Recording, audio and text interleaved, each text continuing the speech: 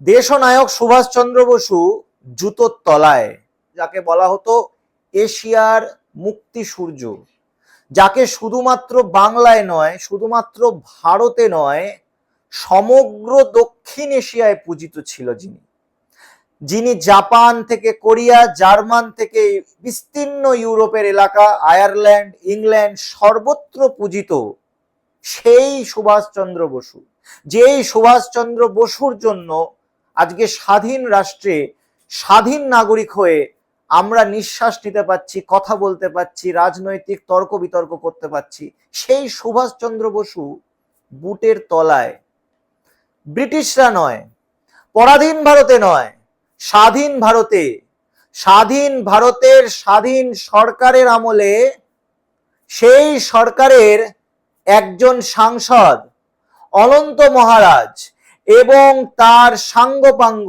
চেলা চামুন্ডারা বিগত বেশ কয়েকদিন ধরে বারংবার সুভাষচন্দ্র বসুকে অপমান করছে, সুভাষচন্দ্র বসুকে নিয়ে কটূক্তি করছে। বিজেপি পার্টি চুপ, কেউ এখনো পর্যন্ত এর প্রতিবাদ করেনি।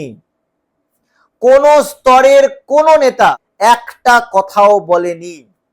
আজকে আমরা দেখতে পাচ্ছি এই ভোটের পর, ভোটের চৌঠামের রেজাল্টের পর আমরা দেখতে পাচ্ছি বিভিন্নভাবে সুভাষচন্দ্র বসুকে ছোট করা হচ্ছে।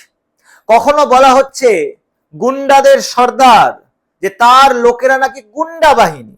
যেই সুভাষচন্দ্র বসুর লোকেরা, তার বাহিনী ভারত স্বাধীনতায় সবচেয়ে গুরুত্বপূর্ণ ভূমিকা পালন করেছে, সেই সুভাষচন্দ্র বসুর লোকেদেরকে সভাপতি শ্রমিক ভট্টাচার্য দাঁড়িয়ে মঞ্চে বলছে গুন্ডারা, কারণ তারা শ্যামাপ্রসাদের বিরুদ্ধে কথা বলেছে।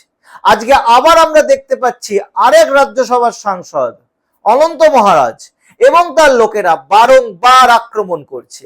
এর সঙ্গে আমরা দেখতে পাচ্ছি সরকার ঘোষণা করছে 125 ফুটের শ্যামাপ্রসাদের মূর্তি। তার মানে শ্যামাপ্রসাদকে বড় করে দেখাও, সুভাষচন্দ্র বসুকে ছোট করে দেখাও। আজকে স্বাধীনতা সংগ্রামের সময় কে ছিল? স্বাধীনতা আইনে কে দিল?